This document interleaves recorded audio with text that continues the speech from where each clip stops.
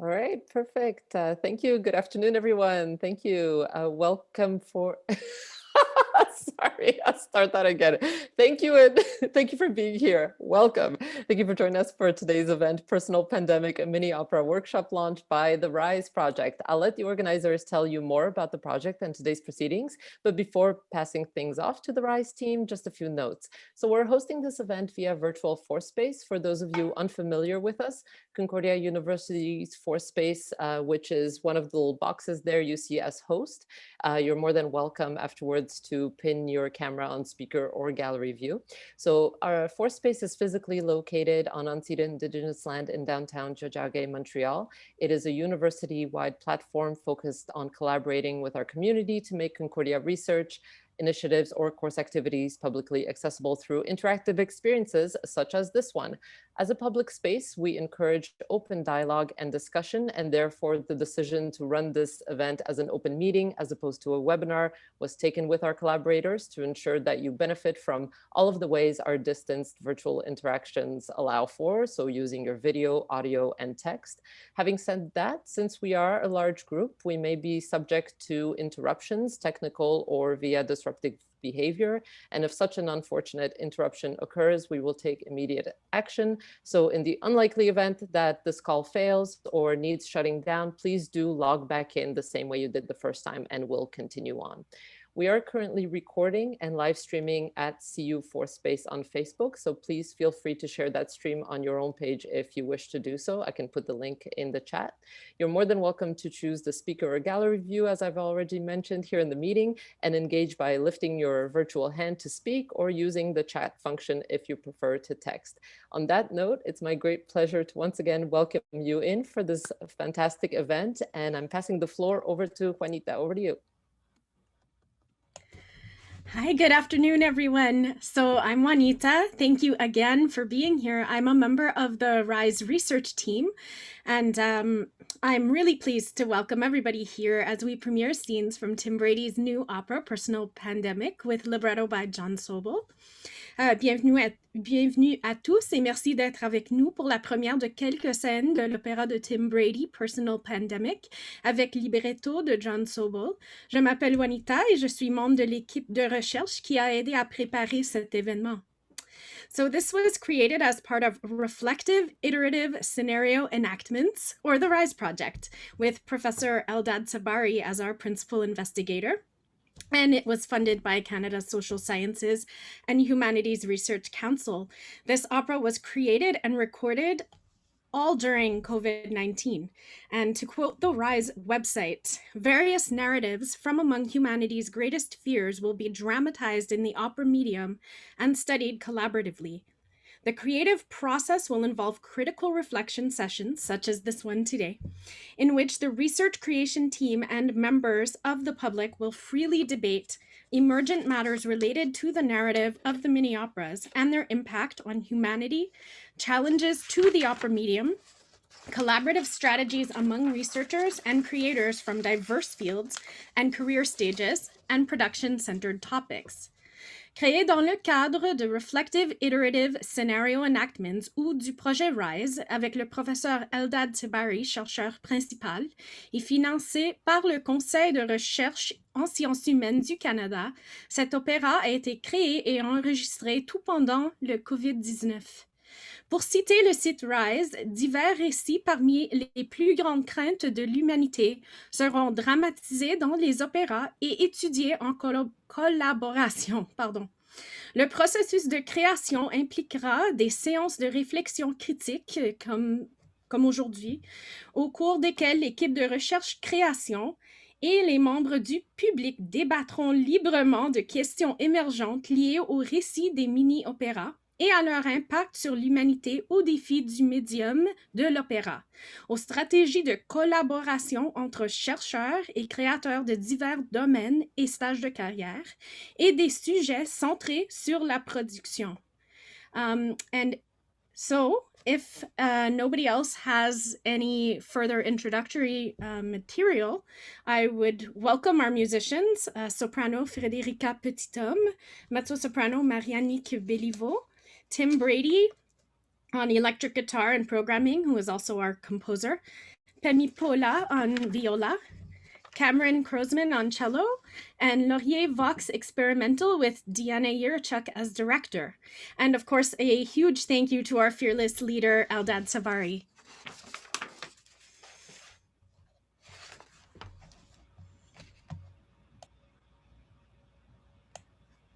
Is there any other introductory material, Eldad, or are we ready to start the production? Yeah, let's take a look. Thank you, Juanita. My pleasure.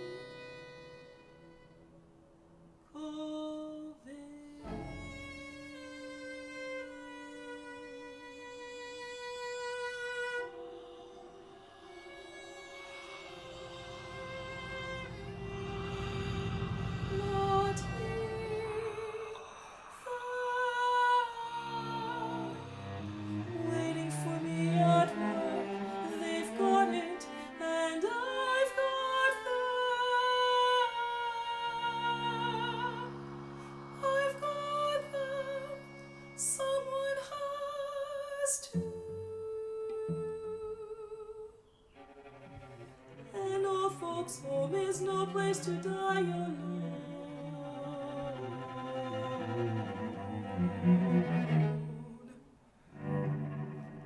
I'm sick with sorrow, a pain of anger, in shock.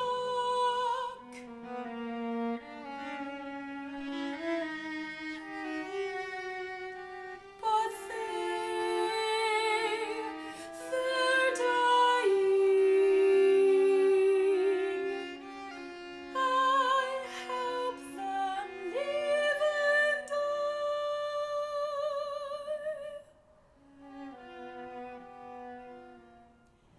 And hope to survive. Every soul that ascends to heaven takes some of me with it. All am I, just an abandoned caretaker in this tomb of a city. Elders, senior citizens, ancient orphans, alone with COVID and feet, like me, alone with COVID-19 and fate, like me.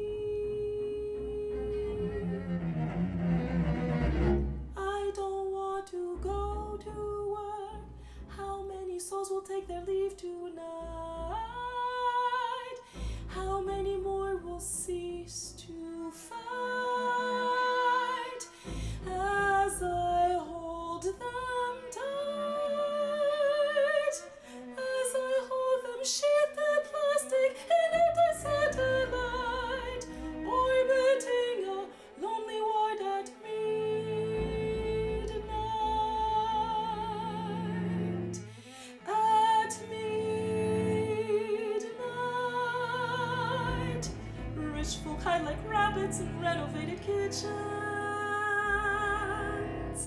While we risk everything, give everything,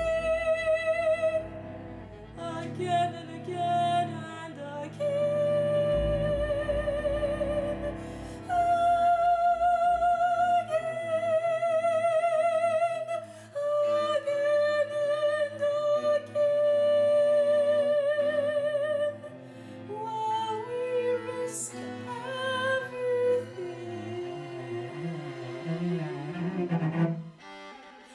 Again and again and again. If you want to act, you know where to find me.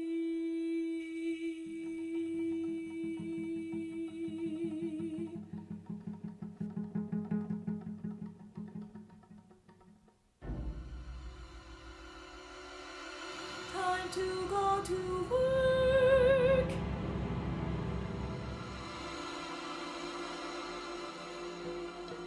If you want me, you know where to find me.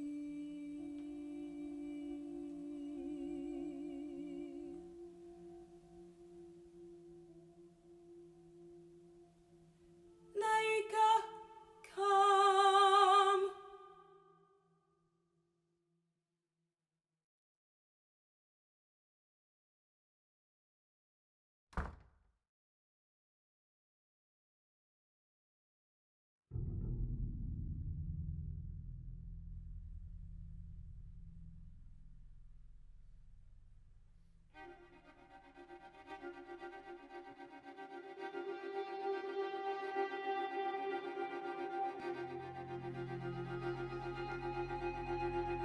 Do you wait in the wings?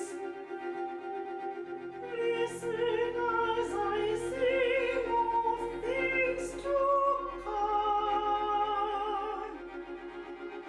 The beating of the drum. I've held the hands of dying men. Again and again and again and again. And little boys and little girls and mothers as they whispered goodbye. Mother, goodbye. Do nurse the sick when you're young and green. I can't unsay the things I've seen that awful year. 1918, still do I dream.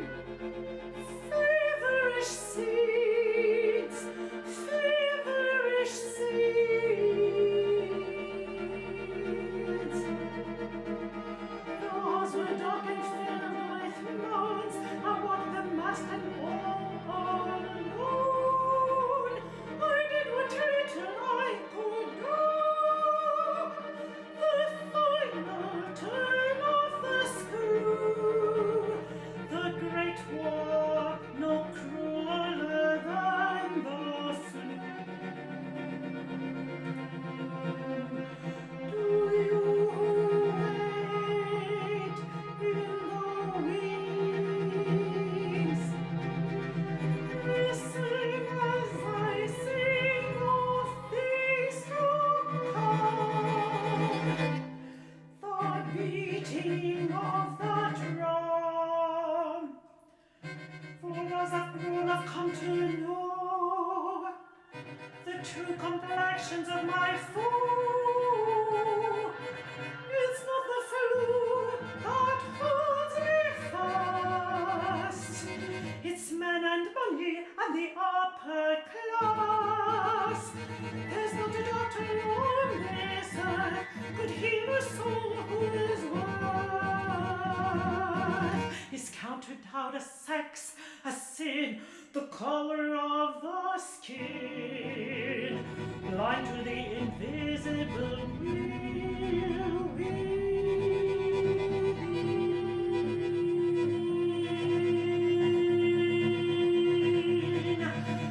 Forbid this voice whose doom has come, another war, a plague of fools. What was the point of going to school? It's not the chains that wear us down, not the Germans we must be on. It's hate, hypocrisy, lies and fears. It's small men and small the tears.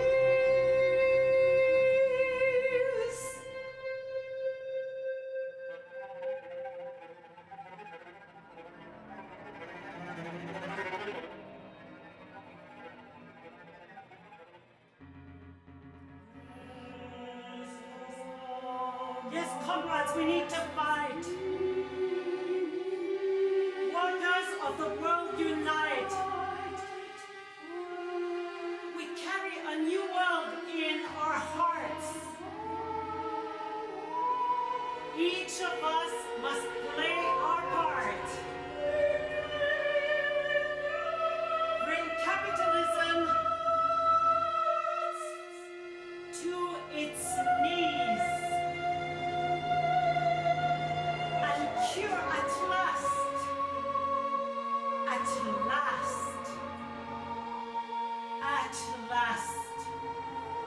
and cure at last the plague of greed. Yes, comrades, we need to fight. Workers of the world unite. We carry a new world in our hearts. Each of us must play our part. Bring capitalism to its knees and cure at last the plague of greed. Plague of greed. And cure at last this plague of greed.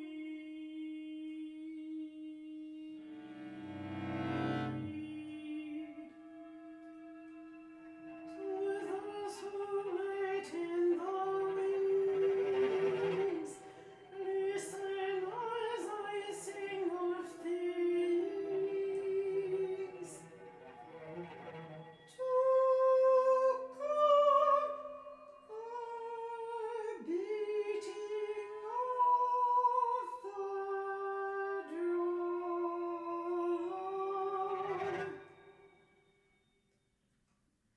A faith, our time will come. A faith, we shall overcome.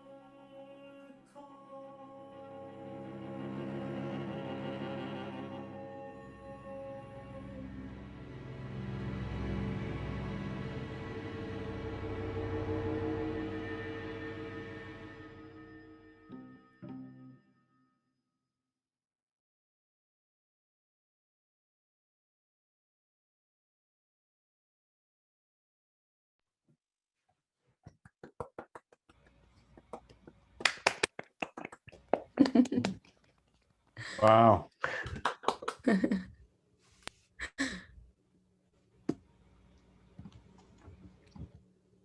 Wow, that was amazing. Thank you to everyone involved in the production, and we're ready to open the floor to questions. Nous répondrons aux questions en français ou en anglais, et je ferai de mon mieux pour traduire si nécessaire. If you, like, as they said at the beginning, raise your hand with the reactions button or share something in the chat, we will be monitoring that.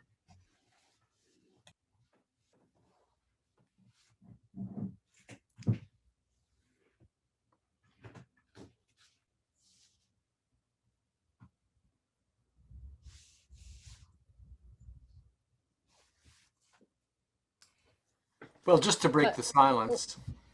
Has her hand up. Yeah, so Federica has her hand up. I'm just going to pass Go for it, it Federica. to Federica.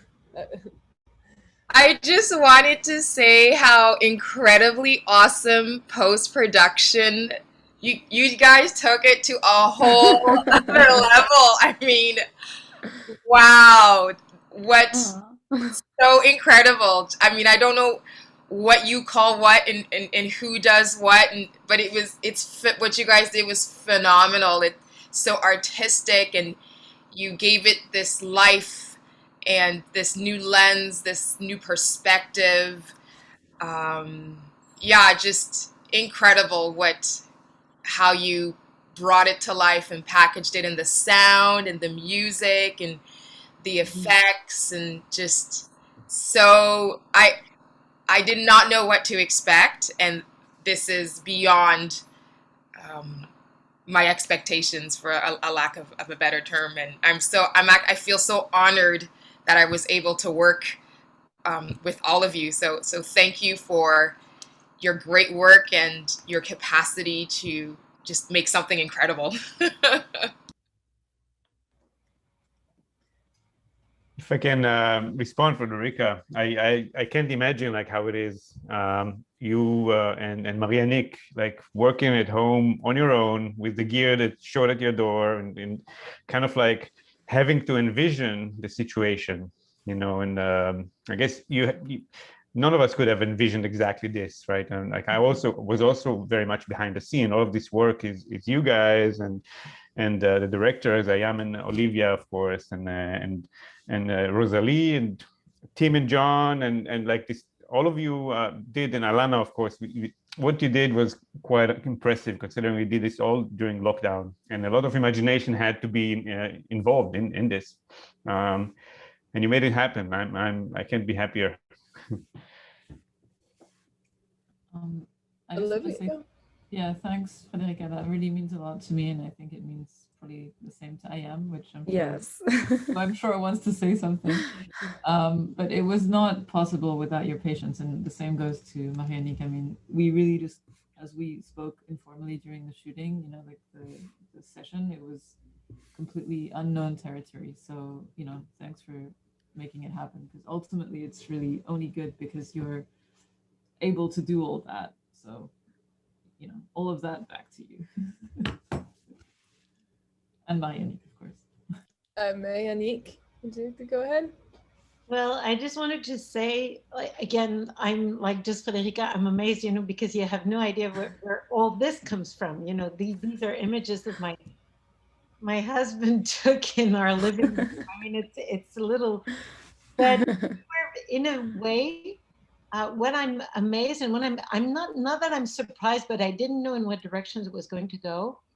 But I'm really impressed to see how you were able to pick, and it's the same applies to Tim, because it's whatever I recorded in my little practice room here, and I sent, and I could see that you not only did you know where you were going, but you were able to adapt and do with whatever I was able to send.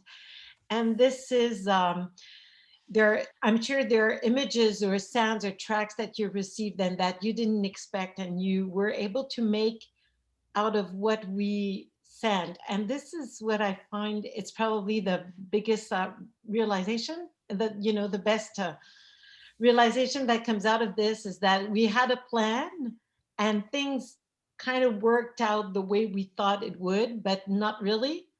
But eventually the result is even more interesting because of that, because we were able to, I don't know, you were able to make something really great out of those footage and all that. Very, very impressive and very artistic and expressive, which is a little not surprising, but unlikely to think that something that was shot in my living room can become a piece of art that is so complete and expressive. It's really quite exhilarating. Good. Very happy I was part of that, really. Got Tim, do you want to have a few words? Yeah, I'll just to start off thank everybody, and especially Frédérica and Marianne, because yeah, that was a pretty crazy file that you were given here in the middle of your living room. Act an opera, why not? And by the way, you have to film it. So the one word that comes up a lot, people who know me, I use the word professionalism, which is kind of almost the highest compliment I accord to anyone.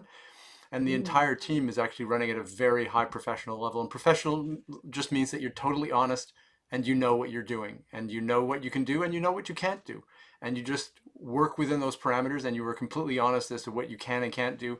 And when you say you can do something, you just do it. And everybody's been functioning at that high level of professionalism virtually. Anytime there was a problem, people were super honest and said, I don't think we can do that, or we'll find a solution. And that's the type of atmosphere where magic things happen. And that's the type of team Eldad has been able to put together. And so it's great working with everybody. I have, for some reason, my internet has slowed down. I have the world's slowest internet today.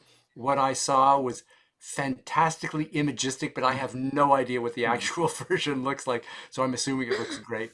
So thank you again.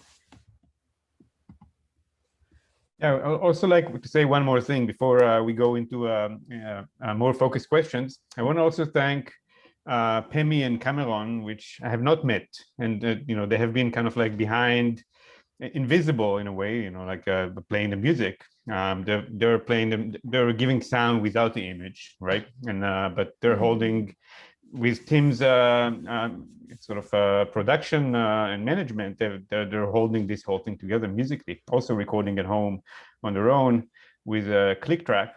And also want to thank Diana and the sounds that she and her Laurier Vox experimental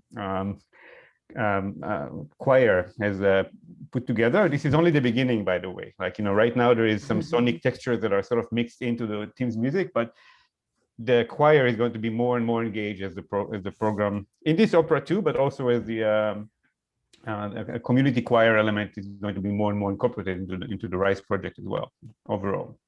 So thank you. John, did you want to say a few words before we go? Sure. I guess I want to echo the positive statements that everyone has and to say hello to Frederica and Marianne, who I haven't met before, so hello. I also thought maybe I'd kick off the more critical questioning aspect in a constructive way, and with the personal question that I have. Is that okay? Can we do that? Can we move ahead to that? Okay. This piece emerged obviously out of trying to grapple with COVID from a artistic perspective and from a personal perspective. And I think it's been a very interesting and educational process so far for all of us, even though we're only partway through it.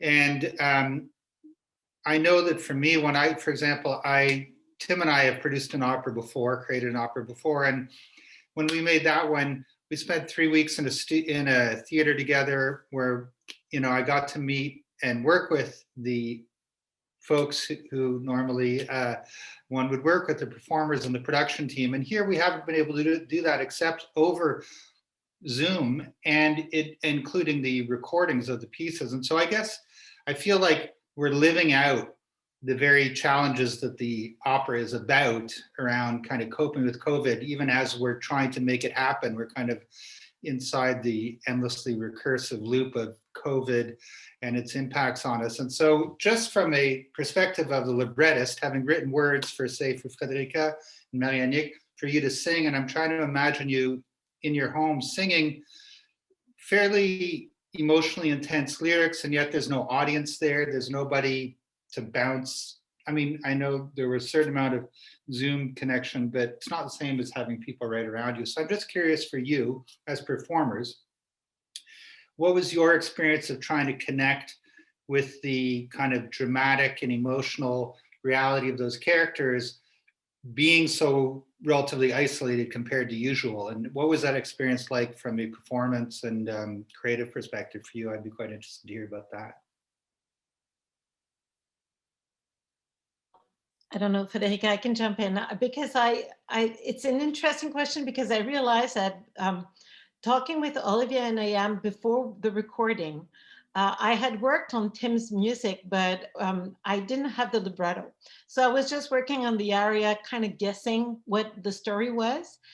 And then I got the libretto, wrote about and read it and the whole story and then I had a better idea of also the kind of parallel that people would be able to make between me and Federica and all of this. But I guess my main, I wouldn't say my main concern, but my attention is always, my first question is always trying to put myself in the audience and audience members' shoes, thinking if they won't read the libretto before and they won't know, and they will just open their whatever computer and will watch that, and what can they get from it without knowing everything I know, without having read everything and all that. And this is always my main concern. And I guess as a performer, as an interpreter, that's a little bit my job, it's to put myself between the librettist, the composer, and the spectateur, and to try to make sure that something will go through. And I think this woman singing, this melody, this music, those words, even if it's taken like just even like that, I wouldn't say out of context, but without any more introduction or anything, I think it can still carry something. It can still be expressive without. So I think that was my main concern is, this moment I'm recording, whether it's the music I'm recording at home or the images, someone will watch that and might be totally out of context. What will they be able to get out of it? And I'm really happy to see that even my little scene, without everything, stands artistically and musically and vocally, and I would say maybe even dramatically. It stands for itself. It doesn't need to. It's an object by itself, and this makes me really happy because I think this is where it works. When something is able to live by itself without needing explanations or anything. So I'm really happy about that. Really. Federica? That's a great question. I think, my character is a nurse who's working in a hospital. It's a character that we can relate to. It's very relatable. It's current. In the news, we've seen so many testimonies of healthcare workers just being spent and overwhelmed. So I think for me, what was interesting was when something is happening to the outside world, I choose how close I want to be involved with the reality that's being presented. When I'm involved in a project that is committing itself to displaying what that might be like, all of a sudden I hold a responsibility to communicate that to the best of my abilities. So having to put myself in the shoes of a nurse, in the shoes of an individual who's facing death every day was it was really challenging because I had to do so authentically, but I didn't want to make any types of assumptions because it's not my reality. But then at the same time, it's an opportunity to tap into what somebody else might be feeling. And then the question becomes, well, how do you display that authentically without having les points de repère, right? Without having an audience, without having live music, without having real lights and a real set, but you're in your home. And so forcing yourself to create a new world, a new sense with what's familiar to you, right? And making an artistic decision to engage and to adapt, right?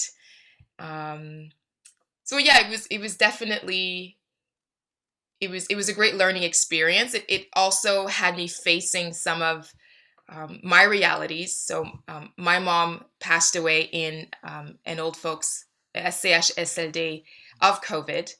And so, and she was also a nurse. So here I was playing a nurse and having to just navigate this idea of facing death. So interestingly enough, when I was putting it together, there was one image of a care worker that always stuck in my mind. And so that, that made it personal as well, just sort of experiencing people's complete, facing this monster that is taking everybody away day after day after day after day. So I actually was honored that, artistically we paused to give honor in a way to the individuals who day in and day out are, are just battling. And when you receive the track and you're learning your music and you're trying to make sense of it, right? You really want to do what Tim would like for you to do and whatnot. And then I thought, hey, maybe that's the point. Maybe the point is it's okay not to know, right? Because there are so many unknowns in all of this. And so you just have to go with what you think is needed. And you have to trust that what you have is good enough. I have to trust that John trusts me to do this. I have to trust that Tim trusts me to do this. I have to trust that Ayam and Olivia trust me to do this, right? And that's what the world needs more of just us trusting each other to do things. So I guess that's how I approached it. Thank you. Oh, thank you.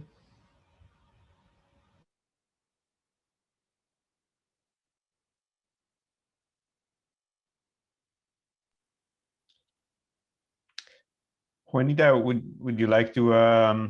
I know you have some questions prepared. Would you like to guide us? Absolutely. So I guess this question, I'm not sure if did I see Elena here? Okay, well, or Tim. She might come in later. She's still at work. Okay, so I guess this would be for anyone, Tim, John. I'm curious, there must have been some interesting discussions about the content and details of the opera. There must have been, as everyone mentioned, some things that you thought you wanted to do in the beginning, but were either unable to realize or that sort of, the desire to do changed over time. I'm wondering if you can share with us something about the story or the process that really changed or took shape throughout the process rather than being set from the beginning. Did everyone agree? Was it something that was arrived at through debate or trial and error? Did it kind of morph over time, or how did things like that work? Because what I love about contemporary music is that it's living and breathing, and the performers actually get to kind of participate in the score coming to life for the first time. So things do have the ability to be kind of flexible. So I'm just curious if there's anything in particular that you can share with us about that. Well, I'll just jump in. I've written a lot of vocal music, and I continue to write a lot of vocal music in a bunch of operas. And this opera is unique in my output, partially because it's, all done in lockdown. But in almost every other opera project I've been involved in, I was the person who actually had the principal idea. Most of the operas, I think of the scenario, I think of the characters, then I get a librettist and work with the librettist to realize my vision. This was not the case. Eldad, when this all started, Eldad had approached me and said, "Oh, we should do an opera, Tim, we'll hire you." And so I talked to John, and I had no idea. And John, this was the idea for the characters, the idea for the story. Everything is totally John's. It's none of mine, and which is very rare for me. Interestingly enough, I find it very liberating. It's because I'm just a composer. Oh man, this is great. I just write notes. John gives me words. I follow the words. So for me, this is a very interesting experience because I'm not so much in the driver's seat. I'm just one of many people, and I'm very much enjoying it. which is not to say the other operas I'm working on, I'm back in the driver's seat. I'm happy doing that. For Frédéric and Marianne, you know what we're talking about. I don't mind being in the driver's seat for other projects. But John and I had worked on one opera which was produced in 2005, and we spent about 8 years trying to get another opera off the ground, which never happened. It was a great piece. We should still try to get that to happen, but that's a different discussion. So we've chatted a lot about it, and working with John, he's very smart, very funny, always got great ideas for words. And what I like is we were just having a discussion earlier last week about some aspects of the third scene. We don't always agree instantly on everything, but the whole point of it is that we have this trust and respect, which Federico was mentioning, and so that we can have a discussion and find the solution where we think it actually works for the piece. So I'd like to thank John here for coming up with a great idea and those great words. It's his piece more than mine. Well, very generously said, and I have to deflect it back to you, and we could. Are we going to get all Canadian on each other now? One thing that I will say in relation to that, it's maybe an extrapolation on what you were saying, Tim, not the part about how great I am, but other stuff, rather than a direct answer to your question, Juanita. But it's kind of interesting is you mentioned the 8 years it took to not make an opera. The one we did do took 13 years. So this is actually incredibly compressed, that we would try and conceive it, write it, produce it, and present it in even less than 1 year is kind of shockingly fast, especially by our standards. But I don't think our standards are actually that far off from the rest of the world. It takes an incredible amount of effort to bring an opera to life. And so it's just worth mentioning that we're kind of doing everything a bit at light speed, and we're getting there, which is pretty amazing. So in relation to that, have things changed? Lots of things have changed. And small things, large things, it's part of the process. I think Tim and I both realized, and it's early on, that we needed to, as long as we kept within the general parameters of the vision for the story, that there was no reason to hang on too tightly to any one thing. And so I'd like to think that lots of different ideas have been integrated, although off the top of my head I can't think of a ton, but I know they have.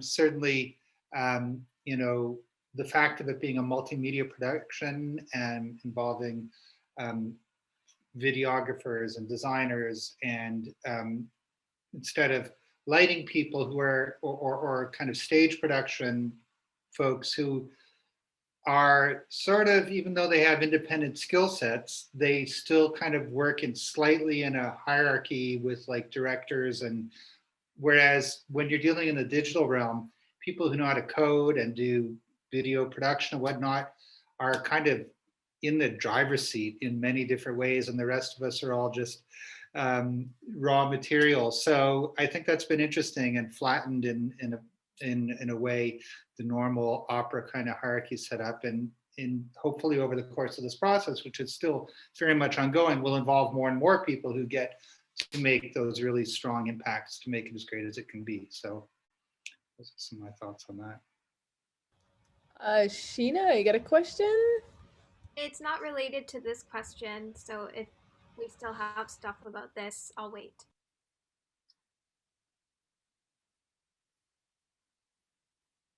I'd be interested to know, does anyone else feel it's evolving, or are you feeling like I'm a dictator in the background and I'm totally delusional?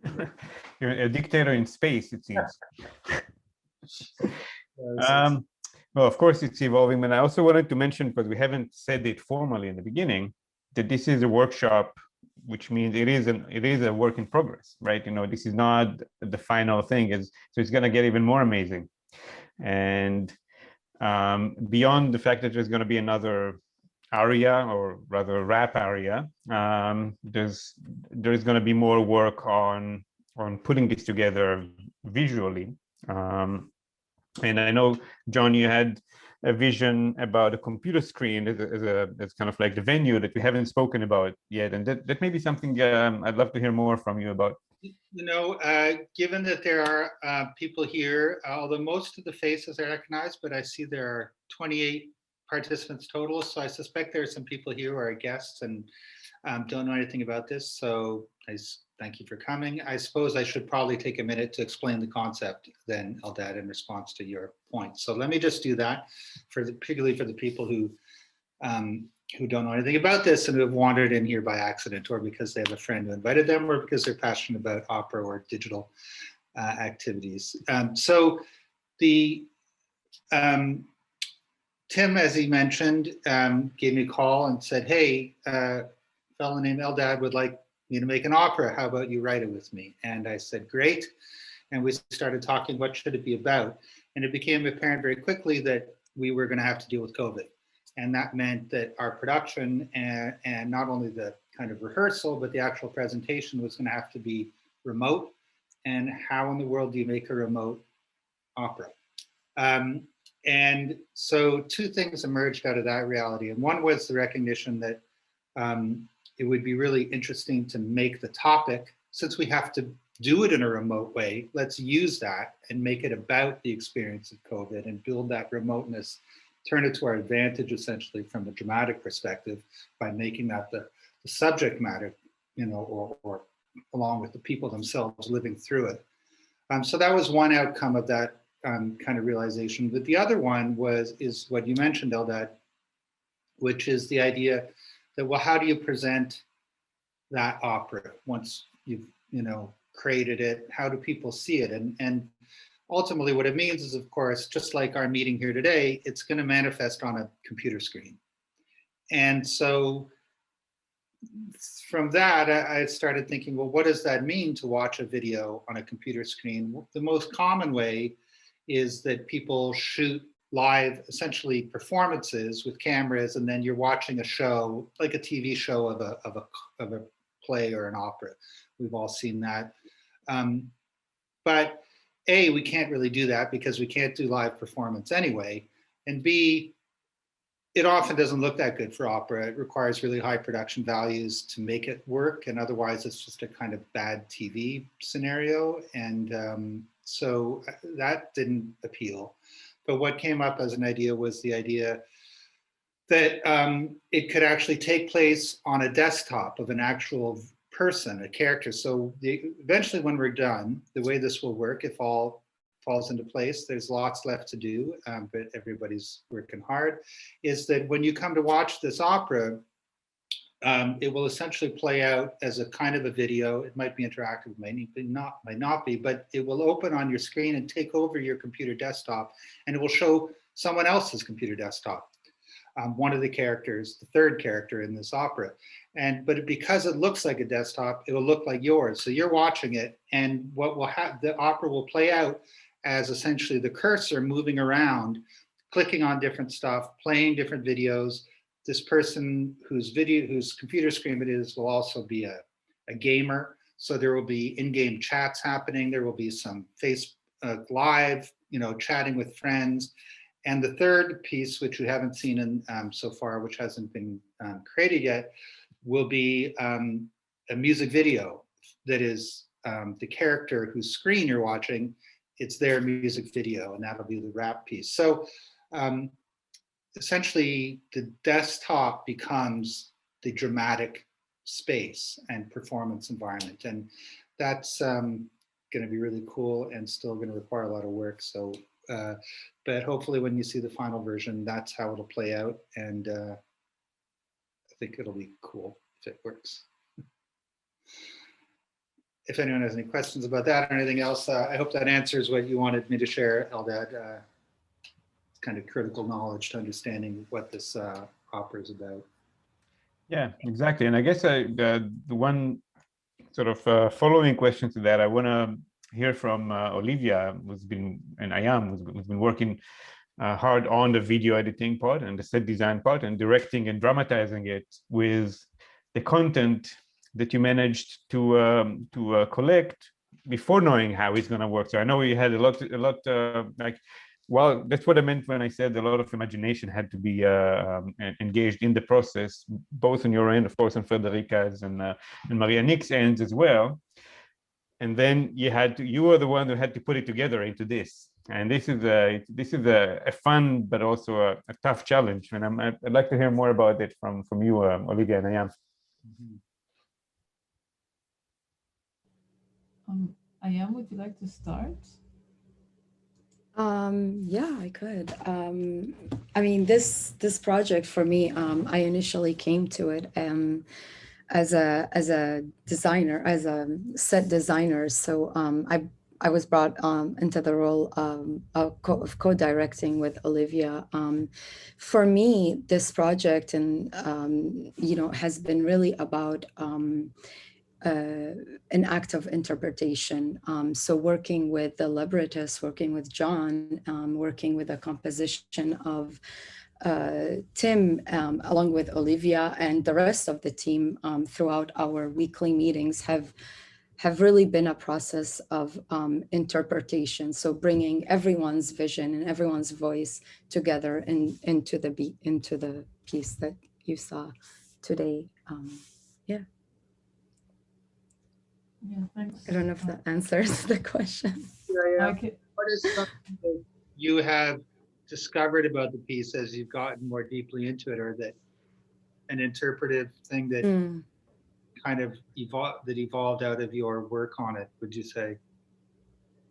Any thoughts on it?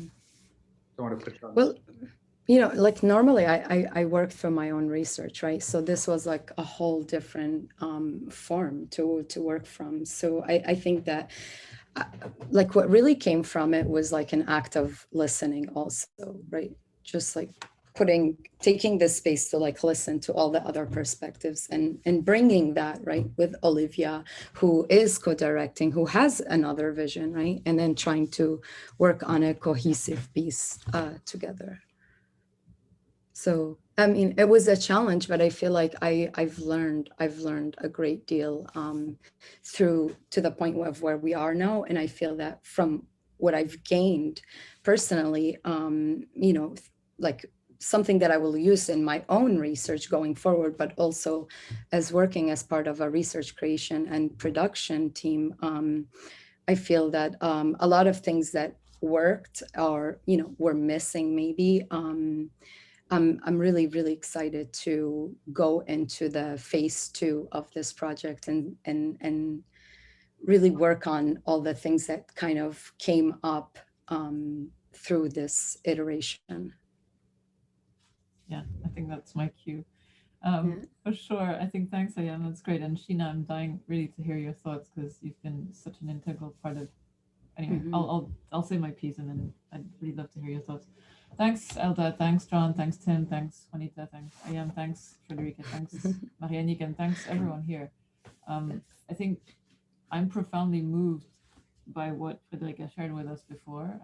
I have to say, I really did not appreciate the intensity of what this experience must have been for you. So I just want to really mark I don't know how to say it right in this moment, but I mean, this is a reality and this is ongoing and many people are affected by it. So I think we're doing something that's very meaningful for many people and I hope we're doing it justice. I'm glad to be involved. I'm happy to do this. And, John, your libretto has taken layers of meaning as I've delved into how to dramatize and how to film. And, so I'm learning as well a lot. I never had this opportunity to co-direct an opera, so it's a very exciting opportunity. And of course with Tim, we've had lots of interesting discussions about how to make this happen.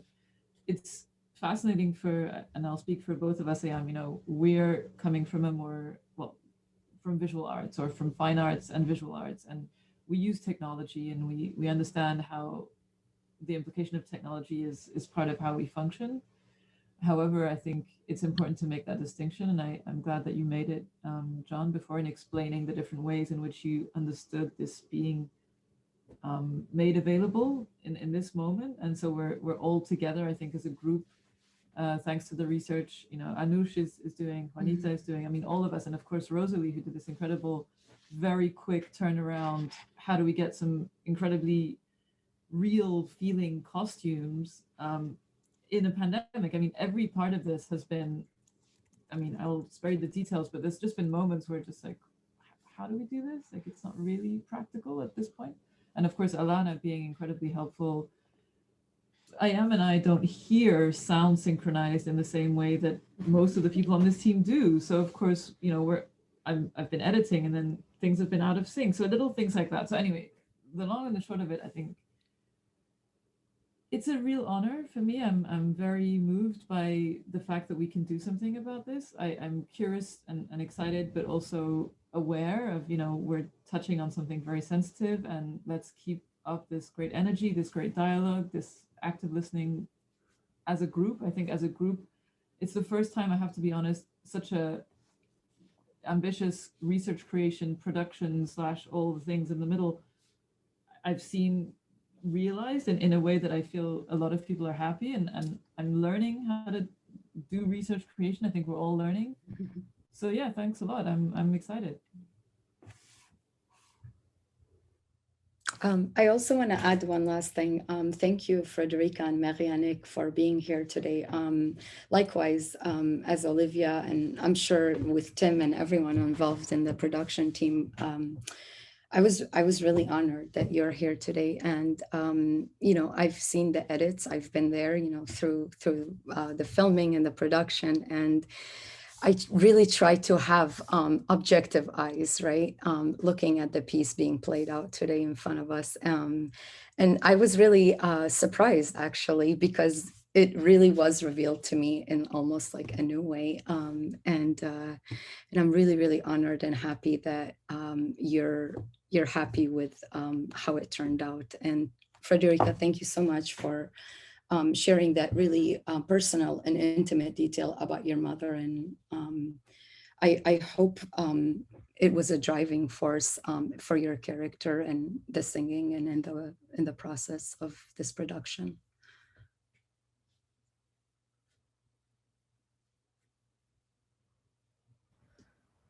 Okay. Sheena, did you want to go ahead, or unless someone else has a comment in this regard? No, Sheena has a question, but and after Sheena is Mark, I believe, right?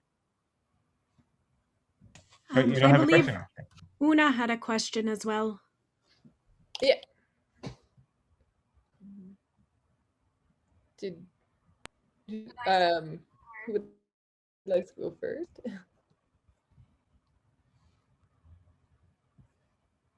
Like I can, I'll read Una's question from the chat, and then maybe someone wants to discuss this a bit.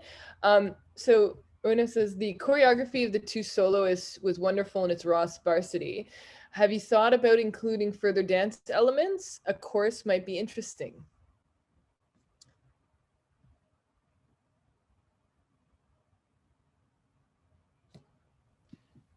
It certainly might be.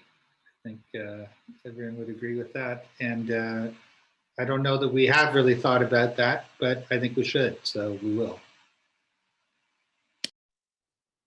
Thank you.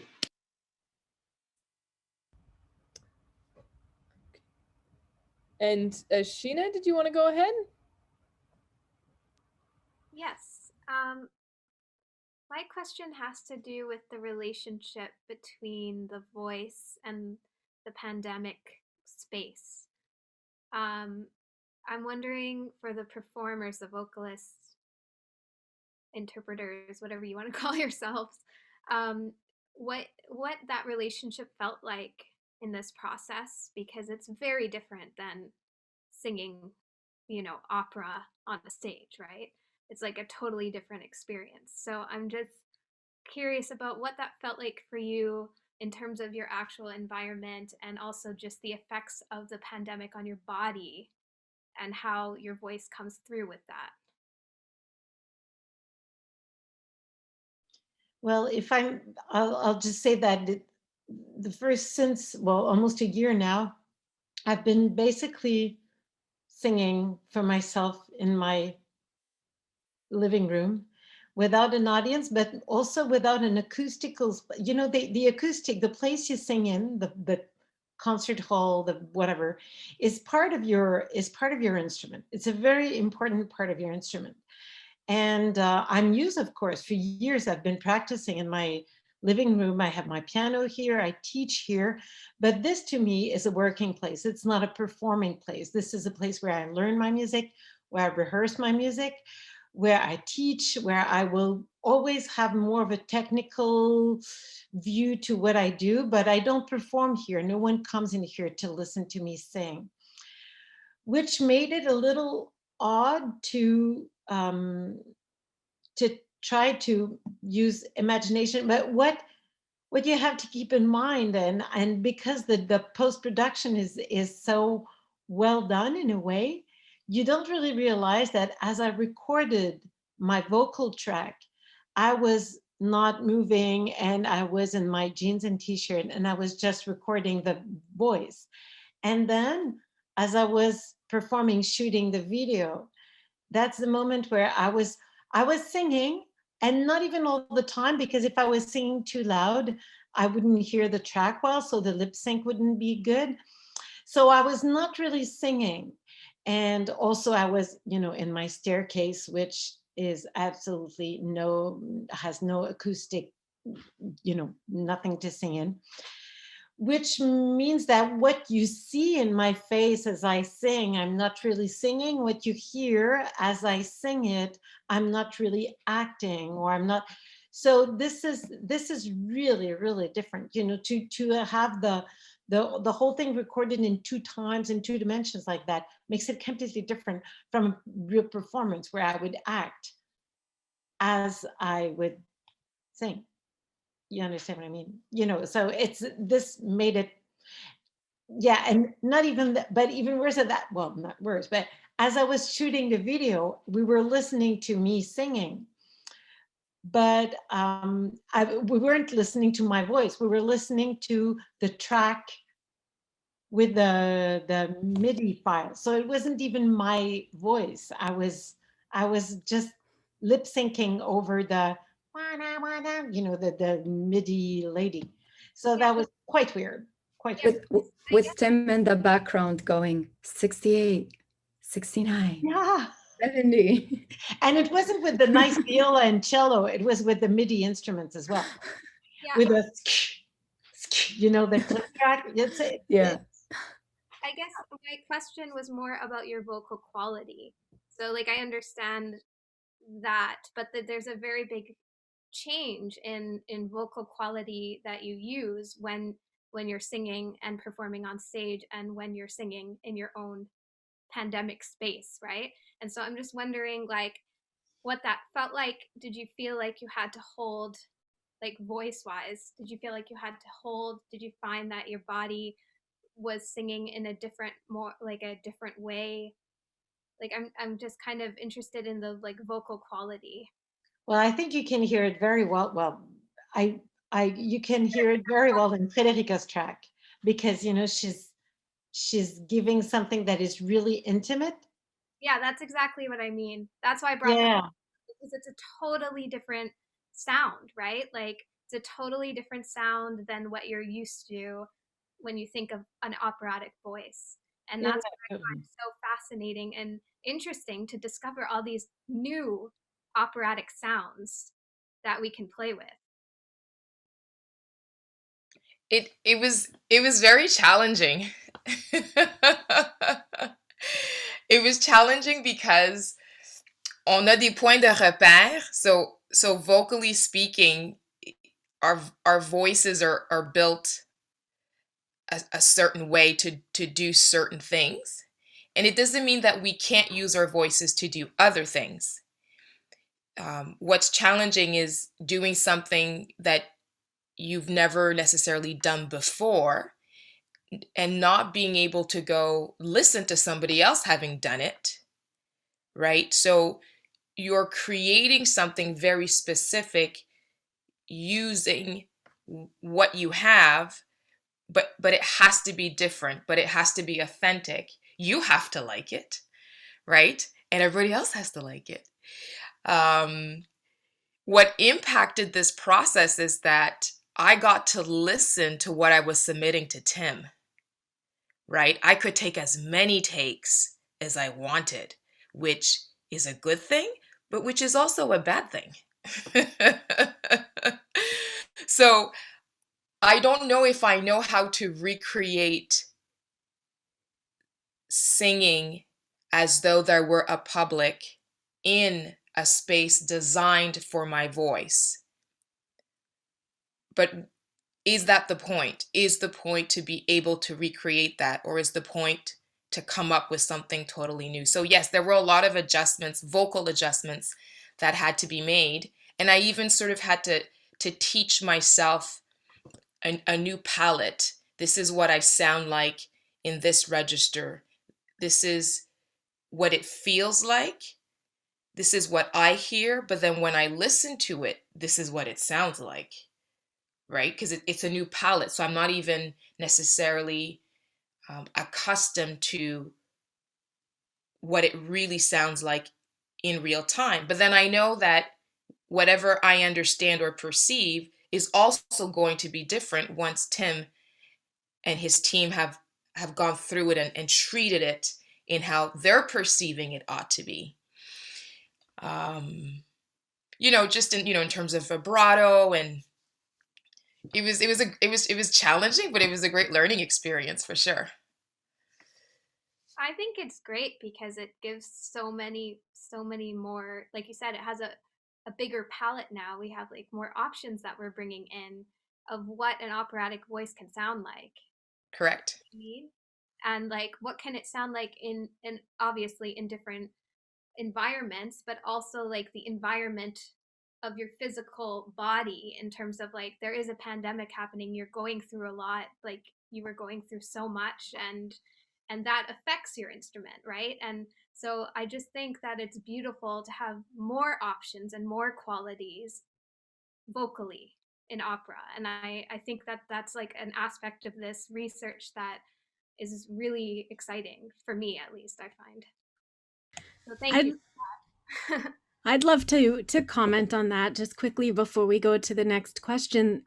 This is why I love contemporary music. This is why I love contemporary opera, because it opens doors not just to myself as an individual who wants to make other sounds besides what we think of as opera from Mozart to Puccini, but to people who don't necessarily fit in the categories that were defined by opera from Mozart to Puccini.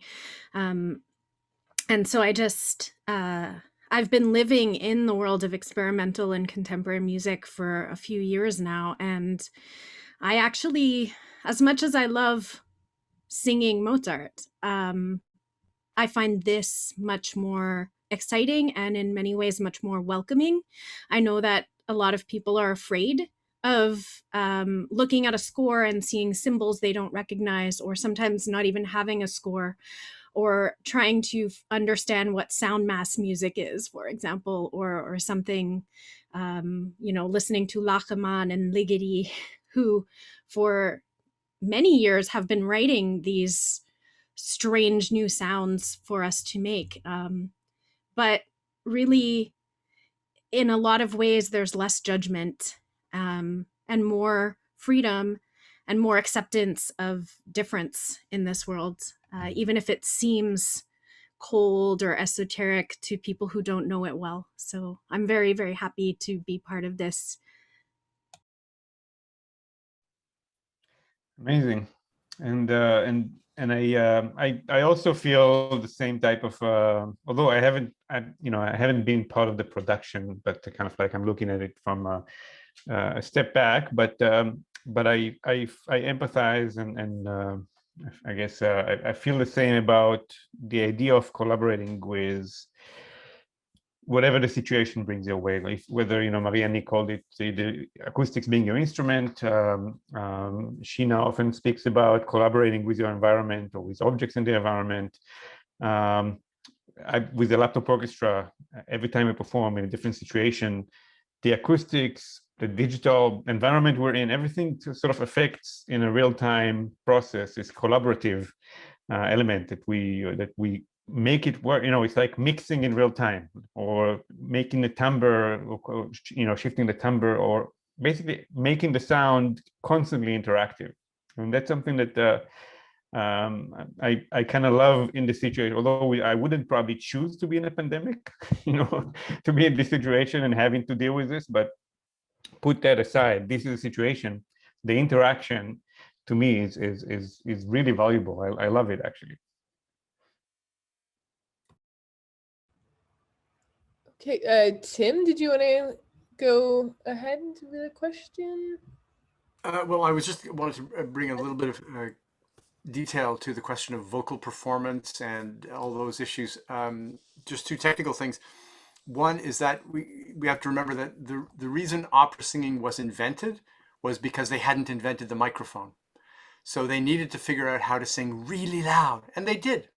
And that was, but starting from the 1920s, the need to sing that loud, it still has its beauty and it still has its place.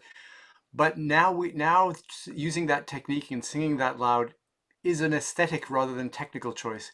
And we exchanged emails both with Marianne and Frederica, talking about the tone we're looking for and the relationship with the microphone. And that when you're singing for the microphone, it's a very different experience than singing in a concert hall. So we actually did talk about that in some detail. And I think they both, well, I mean, they're singers in the 21st century. They've sung into microphones before. It's not rocket science, but it's a very different relationship. And then the second thing, in terms of the interpretation and the performance, something that probably those of you who are music editors will understand, but the rest of you may not. The performance you heard was actually an edited version of 3 different performances. I would listen to the 3 different performances, and then, oh, the first phrase from take 1 sounds good. Oh, but the second phrase from take 3 sounds good. So, and sometimes it would literally be 1 or 2 notes I would be dropping in. And that sound, on one level, that sounds like cheating, doesn't it? Although we've been doing it for literally 65 years. From my perspective, using kind of all the tools of digital editing, it kind of allows us to create the sense of what a performance is, because in a live audience, you have that interaction, you can respond in real time. In the studio, it's kind of like throwing spaghetti at a wall. You do a bunch of takes. Because you're a good artist, you're going to get some good stuff in every one of those takes. But because there's no audience, you have no focus, you can't quite guarantee which take from which phrase. Mm-hmm. So the fact that I was able to do that editing really meant that when I was listening back, the vocal performances are very focused, very centered. There's a good continuity of tone, timbre, and expressivity.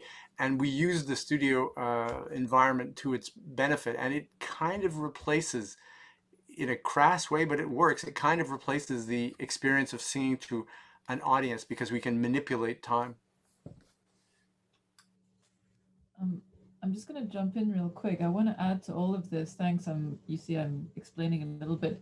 I want to add, in a very technical sense, that Frederica and Marianne were not only doing all of these things. I mean, Tim, you were editing, of course, and composing, and of course, John, you wrote these words. But they were all, like Frederica and Marianne were filming themselves, for lack of a better word. I mean, Ayam and I were there, yeah. But we were on Zoom.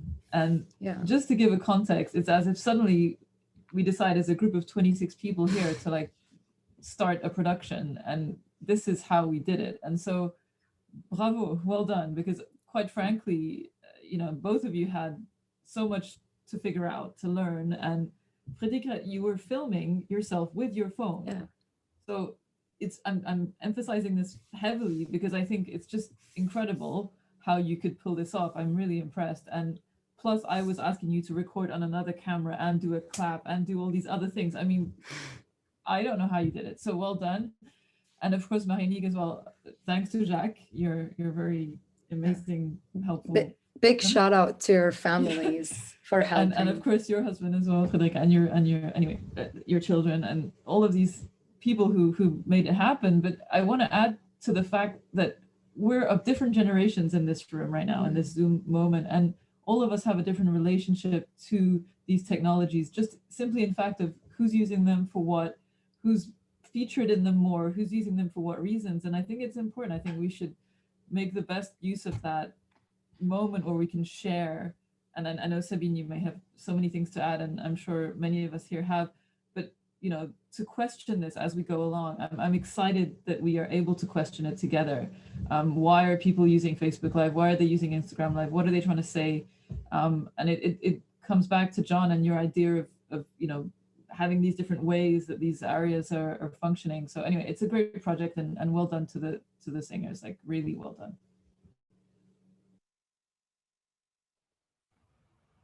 Okay, Sabine, did you want to go ahead? Yes, in fact, thank you for that lead in, Olivia, because my question was exactly that for the singers and performers and camera crew, how that actually the technology, I mean, Frederica, you were singing into your phone, right? If anything, that was sort of your audience, your focus, and you were distracted by having to hold it and center it and things. So I wondered, I'm a computer scientist. I deal with technology and its use is sometimes not quite so clear to us when we work on developing certain things. I wanted to know how the, first of all, COVID and going through that technology, it sort of puts everything backwards, right? In terms of also the power structure of the production and all. Ultimately, in an opera, I mean, the composer may have written something and the librettist may have written something in the production, but if the singer does something else, ultimately in a performance, they have the ultimate last word on what goes out.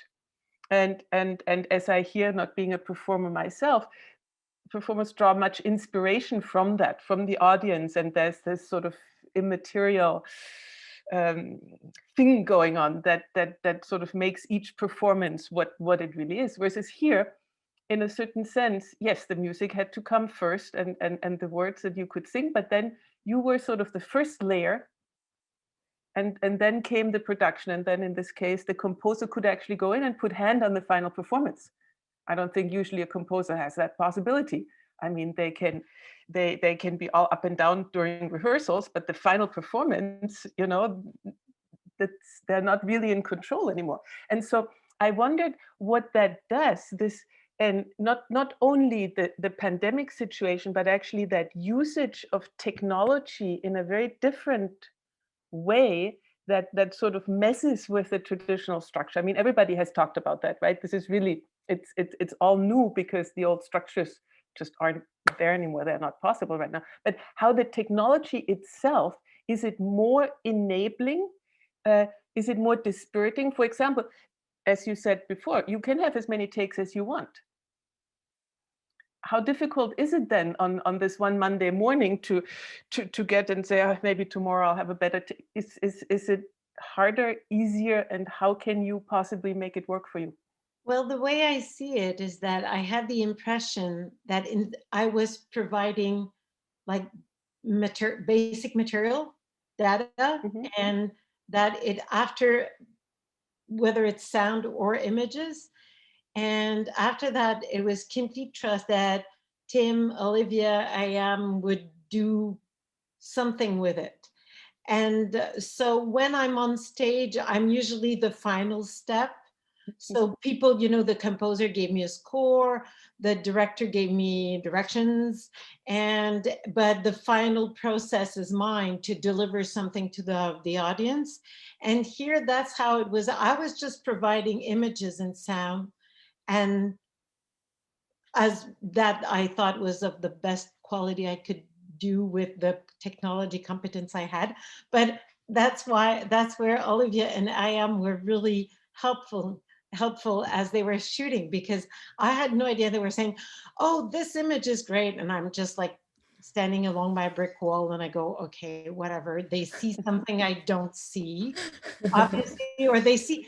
That's the thing. And actually Tim sent me an email, and that's also the impression I had, is that in what I sent, they were able to see or hear the potential of what they would do with it after. So I was just providing data, really, and trusting.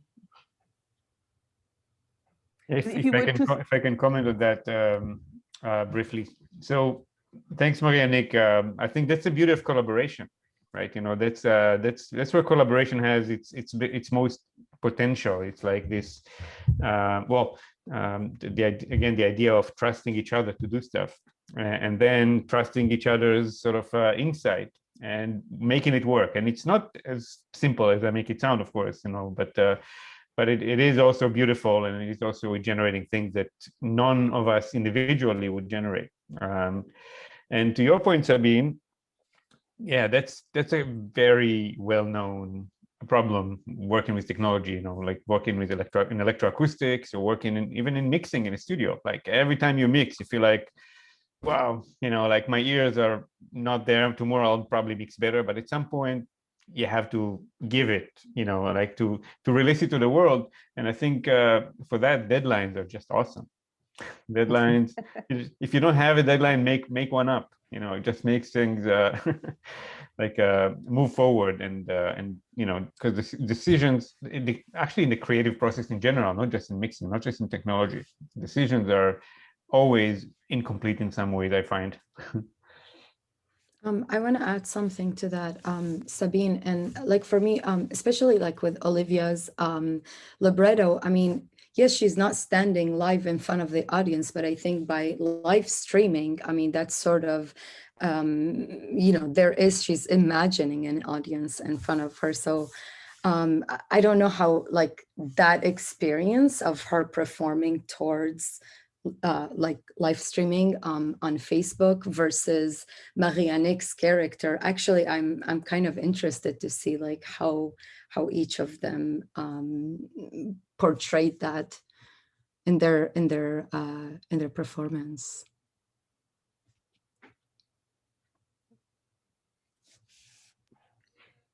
You want to know how we experienced the usage of technology while we were performing, correct? Yeah. And especially like your character, right? Like she's live streaming. So I think that's like, that adds a different dimension of like, you're not only recording yourself, but in a way you're sort of envisioning, you're performing for an audience who are watching you as you live stream. Right. But I'm not live streaming. So I'm pretending. Yeah. Live streaming. Yes. I don't know what's harder to actually do it or to be pretending to do it. You know, it's interesting because there are so many, everything is separated, right? So there, if I had a real audience and I was pretending to be singing, that would be one thing. If I had a real audience and I was really singing, then it would be totally different, right? So I'm holding the phone and I'm listening to the track. Honestly, what I'm thinking about is you just got to get this right. I wasn't able necessarily to really tap into that double reality. Had I really been live, I would have had to, but I wasn't. So it was comforting knowing that I had the device, but I wasn't actually in the matrix, right? I'm acting as though it were happening, but because this is there, you don't actually know if I'm really live or not.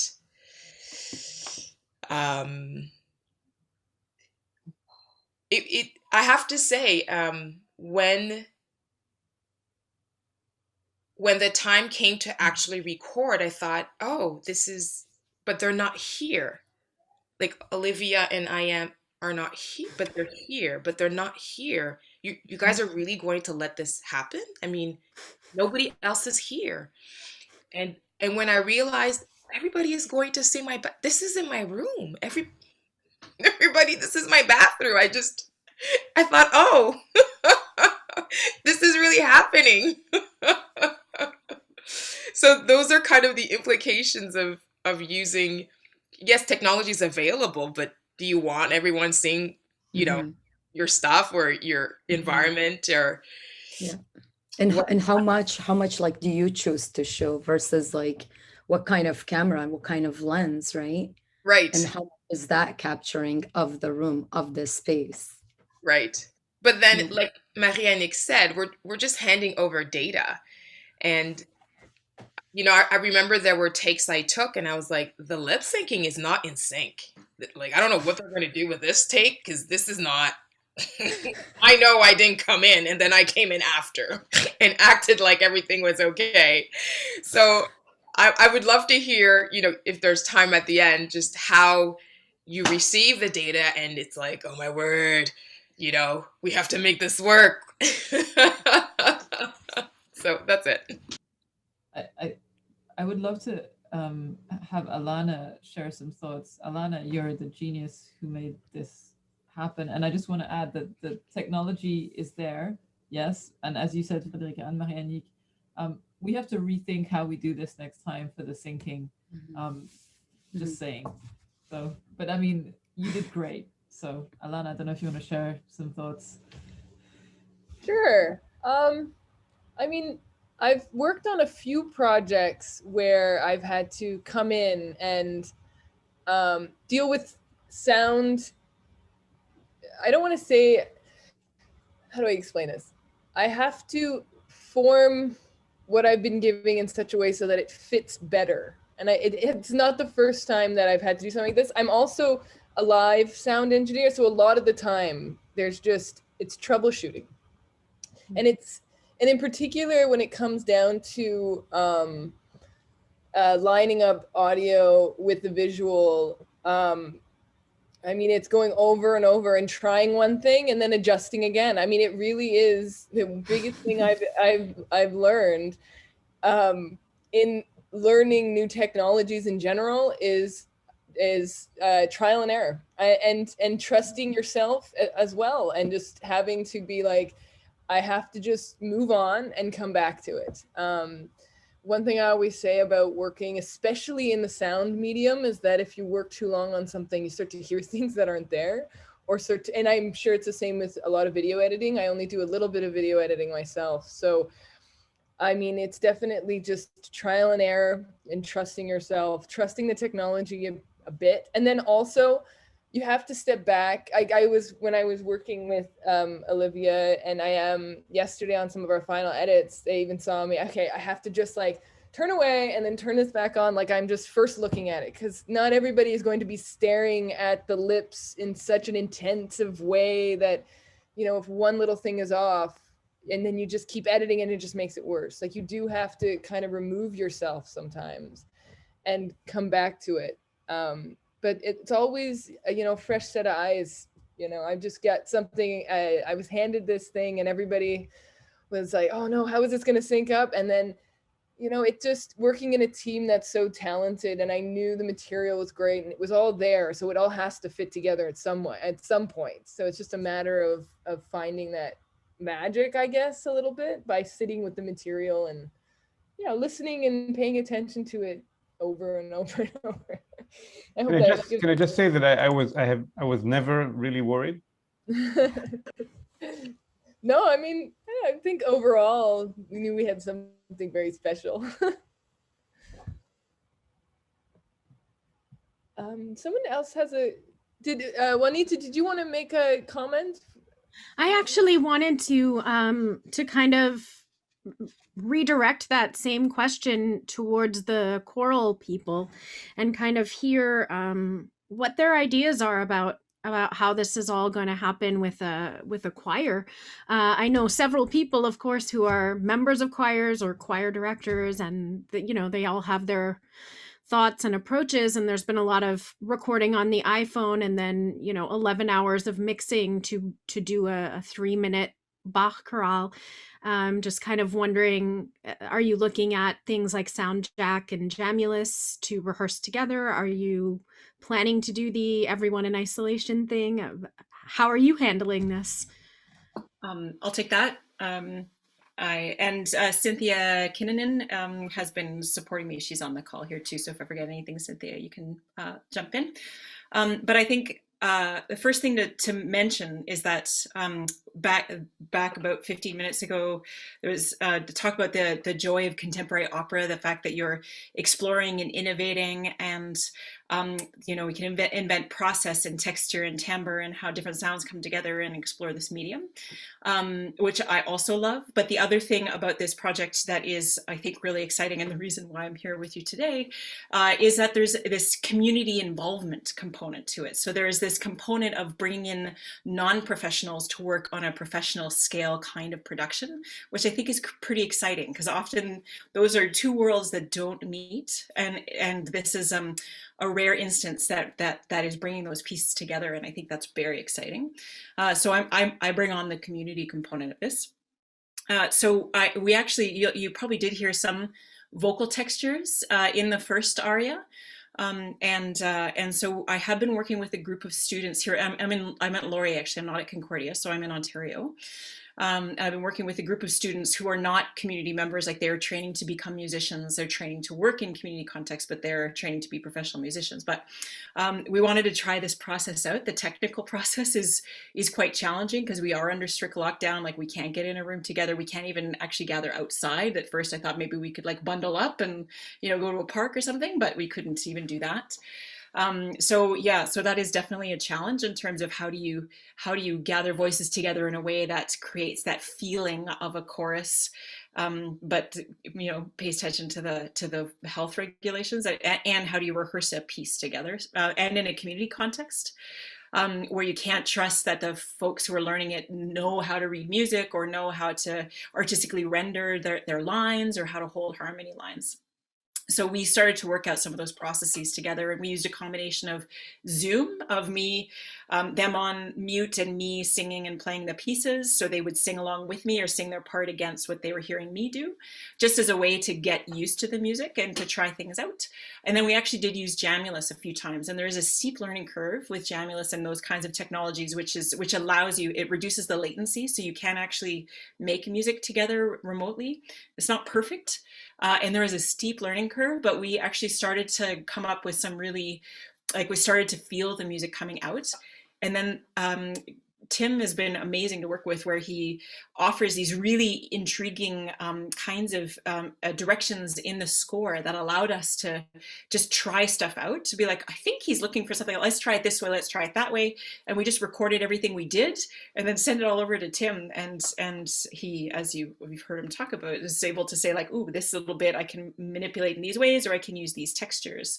And that does, I find, like, I was thinking I'm not going to get us performance ready in time for February, but I didn't have to. Like, this is what it was kind of a joyous discovery here, is we could just play around, record things. There's some weird pops and hisses happening. Our levels are not that great. Some people are really loud. Some people's mics didn't work properly, but all of that is manipulable and usable given the context of the opera and given the vision of the whole team.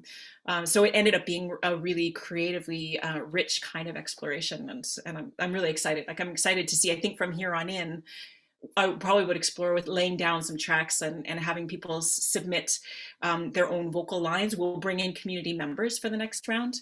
And I'm curious about this idea of dancing somebody brought up, and I've been thinking about, like, could we bring in the chorus members to use this Zoom screen, but in ways that are better than this kind of weird talking heads thing, but like, you know, kind of a profile or I'm curious about like visuals that a chorus could provide. I don't know if it's a vision for this, but I'm mulling that over too, especially if we continue to have to be remote. Yeah, it's a steep learning curve, but it's been an amazing experience to be a part of it and to learn it. Thanks, Diana. It's been awesome, and I'd like to add some I guess contextualizing kind of information about how this all comes to be. So one big part of the project is the collaboration, or the research actually is the collaborative process, right? And one of the primary things that were proposed right from the start was a large collaboration that will include people of different settings and contexts. So like people from the community, people from academia, and people from the professional work of art. And now, of course, we never intended the community choir to be a Zoom choir. You know, when I applied for this grant, it was October 2019, the world was a different place. And it was supposed to be about futuristic, cataclysmic scenarios. It wasn't supposed to be about the present at all. And so it was more about potential, you know, crises that we'll have to deal with in the future, and kind of like enacting scenarios of potential disasters and finding ways to collaboratively, through them, understand how humanity will react to them, and how will be the collaboration. And we thought of, and I thought of the I guess the opera medium as kind of like a way to dramatize in a very real way, because scenario enactment in speculative research often happens in a more written form. People write different scenarios and they talk and kind of like come up with ideas about where each scenario will lead.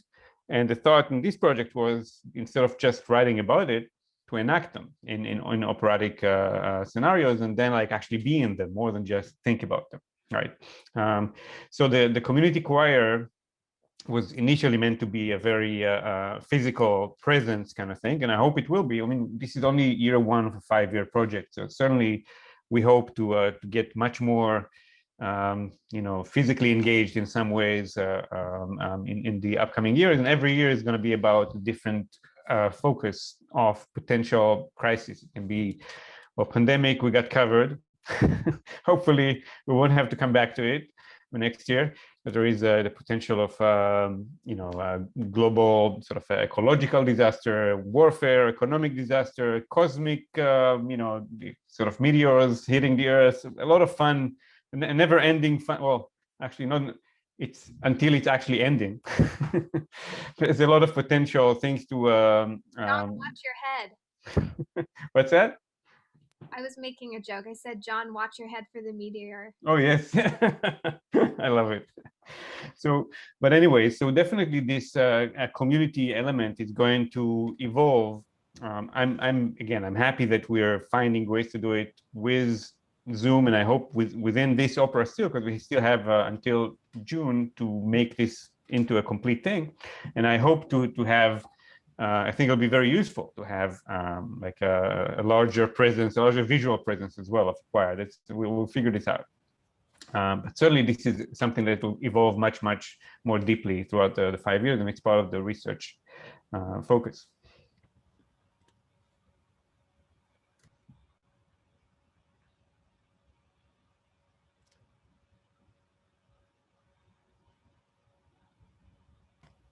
And if we don't have other questions, I did have a couple questions, one for Frederica and one for Rosalie. That are kind of side. Frederica, you mentioned, and Karim also mentioned something. Karim is a guest, mentioned something about this different kind of intimacy, and then you mentioned the sort of singing at home, but also filming at home, and like your privacy of your home is kind of like becoming this public venue. And I wanted to hear more about it. Like, how does it feel? Like, does it feel uncomfortable in any way, or I didn't think about it this way, because we're all having this. I'm blaring the back here, so like I'm kind of like protecting this. But our spaces are not that private anymore. This last year. Because I had not actually given it any thought, when the day came to record, it was just, oh, that's right, this is happening here. I'm not going somewhere to do this. This is happening here. Even though I had, submitted videos to Ayam and Olivia, we had discussed it, so on and so forth, but I've never done that before, right? So when it was actually happening, I was just shocked.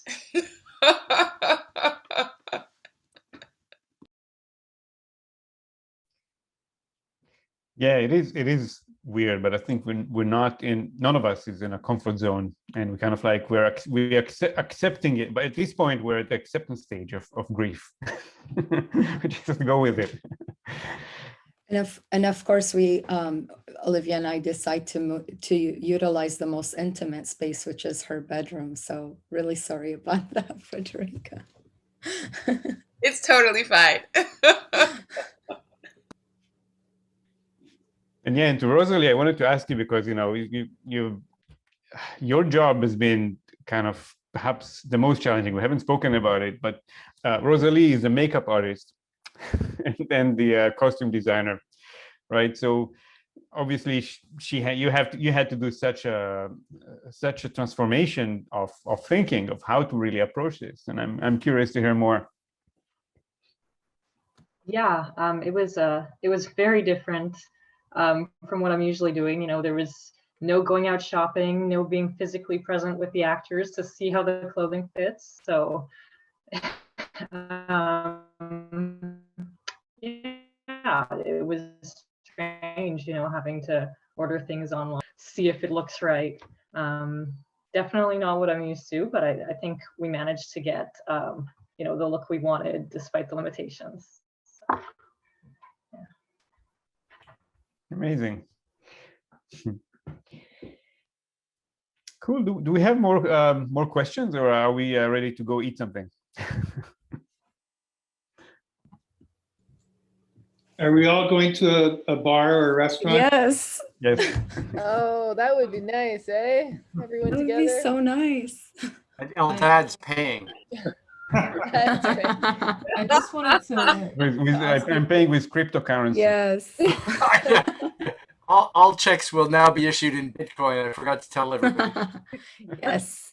I just want to ask if audience members who are not part of the team would like to share thoughts or ask questions, because of course we're kind of a big team, so a lot of us here on this call are from the team. So I'm just wanted, you know, to shout out to those who are not, and I can imagine it's, you know, we're all really excited and sharing our thoughts and all this, but you know, what do you folks want to know? Because I mean, this is an event for the public as well, so I just want to highlight that.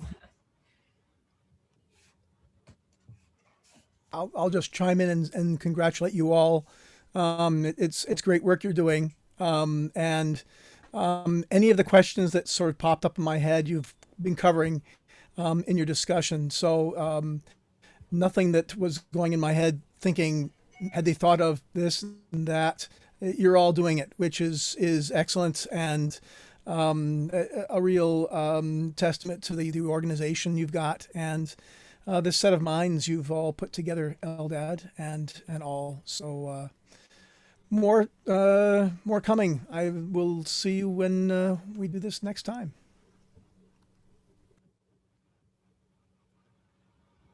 And I'll just thank you, Mark. I just want to add one thing as well, that, you know, as like with my video editor hat on, I made tons of decisions which I'm aware won't fit. So, you know, if we're showing the Contemporary Nurse as a live stream in a desktop interface style final product or final, you know, performance, however we call this final piece for June, you know, I did these things in the video edit that don't work anymore, but I felt that they worked for now.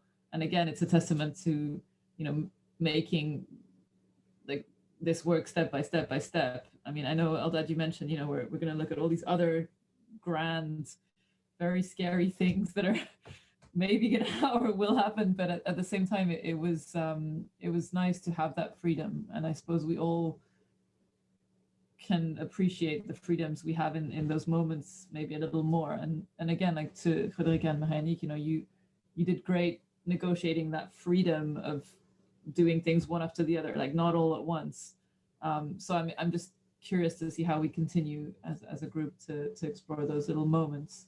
But for sure, I think personally one thing, and I'm sure it's echoing with many, the interaction, not just the physical in a room together, but the interaction that's a little less awkward than Zoom is missing for a lot of it. Like Zoom is great, but it's Zoom and we have this delay and all of this. So for sure, personally as an artist and as a researcher, I'm thinking how we can explore those other ways, and that will evolve as we continue with the piece. So I'm just open as well to folks here who have other ideas and other ways of thinking, that you share them with us in one way or another, because again, it's otherwise, it closes in. We want to keep it open.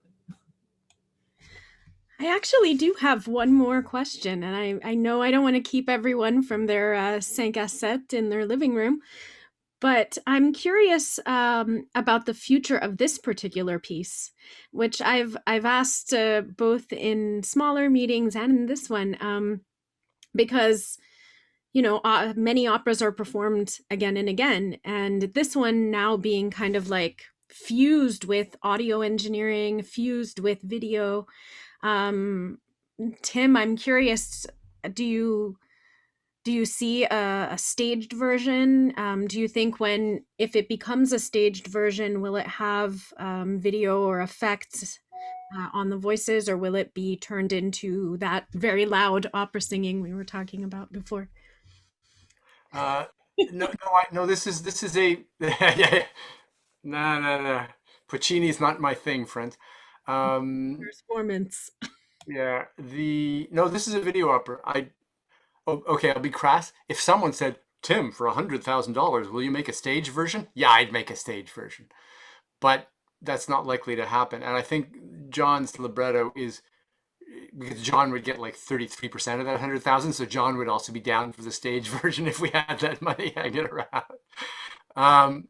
But no, the idea is very much that it's a video only opera. The entire, as we say, the way we're editing together the performances, Marianne's explanation, which was very clear that the singers are providing data, that's really what this piece is about. And I wouldn't say it changed the music I wrote profoundly. This music could be played live with no particular problem. That's true. The music could be played live. But the way I'm approaching the structure of this piece is quite different. And John's libretto is really so much built around the video that to me, this is a video opera. And à défaut de 100,000 piastres qui tombent du ciel, it's going to stay that. Yeah, I agree. Thank you. Awesome. Juanita, would you like to sort of to conclude as a host, just let us all go on our way? Yes, well, all I can say is that was really, really an amazing experience. I am also just so excited by what we saw today. I can only imagine for the singers and even the directors and slash video editors and sound people, that it must have been amazing to watch all these parts come together into this really cool multimedia project. And I am also so thrilled to see all of you here today. So thankful to everyone who participated, to our hosts, to Professor Tsabary for having this amazing idea. And I really, really hope to see you all back here in June when we do this again. So, bonne soirée tout le monde et merci beaucoup. Thanks, Juanita. I will just say, this is the first event we've ever done with a home team fan base in the house. I love the fact that there's somebody with that camera title there. We'd like oh, awesome. Anyway, just on behalf of ForSpace, we'd like to thank you for your flexibility and generosity, for your time and spirit, and coming together like this in this kind of process-based exploration of where you're at and where you're going. And it's really fundamental to kind of ForSpace operations. So we were really glad to be able to host this event. It was great to meet you all. We look forward to working with you again soon. Congratulations and have a great 5 Ed. Bye, everybody. Thank you. Thanks to Bye. the audience. Thanks to the audience for showing up. We really appreciate your presence. It's a big deal for us to have you here. Thank you so much for showing up. Thanks, Anna and Doug. You're awesome. We'll see you in the next event. Bye. Bye all. Bye. Hi, Fred. You were awesome.